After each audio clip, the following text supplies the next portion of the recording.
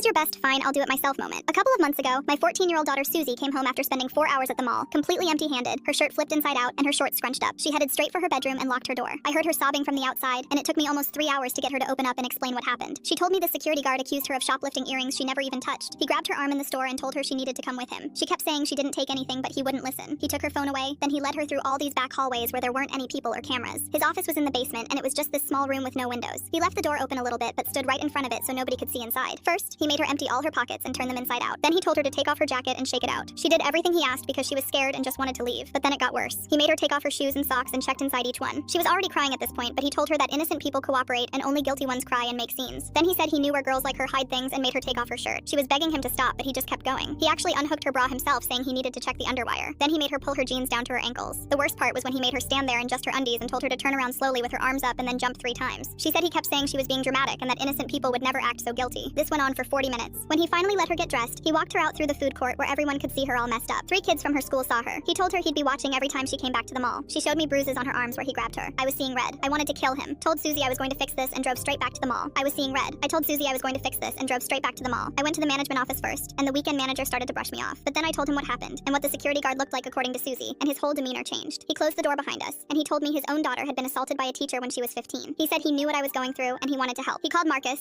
the security guard, in immediately, and when he came in, I immediately laid it all out to him. His response made me sick. That creep kept saying that what he did was standard procedure and protocol, but the manager cut him off. He told Marcus that if it came to it, he'd testify that he saw Marcus take my daughter to an isolated office for 40 minutes and saw her come out disheveled and crying. Marcus went pale. He went to respond, but the manager then told him to sit there and shut up while he called the owner. The owner arrived within 20 minutes. I thought with the manager on my side, Marcus would face consequences, but I was wrong. The owner told me that as bad as my claim sounds, he is unable to do anything. He can't even fire Marcus. You see, the room that Marcus took my daughter into had no cameras surveilling it from the inside. There was no video proof. I saw Marcus's face transform into this creepy smile when he said it. I'm pretty sure it even creeped the owner himself out. Either way, after leaving the mall, I immediately went to the police. Sadly, they said without cameras it was he said, she said. I contacted a lawyer that night, but he told me a criminal case was unlikely and a civil case would take years. I remember hearing Susie crying at 3 a.m., unable to sleep, too traumatized to even speak to me about it, and that's when I decided to handle it myself. I knew that the one thing I had on my side was the community. Our town was small, 8,000 people small. One bad comment could spread fast and ruin you. I knew this. So the next day, I went back to the mall with screenshots of an anonymous post Susie had written about what happened with the security guard. The manager was there and he backed me up. We told the owner, with Marcus in the office present, that either Marcus gets fired and we sign a settlement for what happened to my daughter, or the post goes live naming the mall and Marcus specifically. In a town of 8,000, we both knew this would bankrupt the mall before they could even counter post. I saw Marcus's face drop.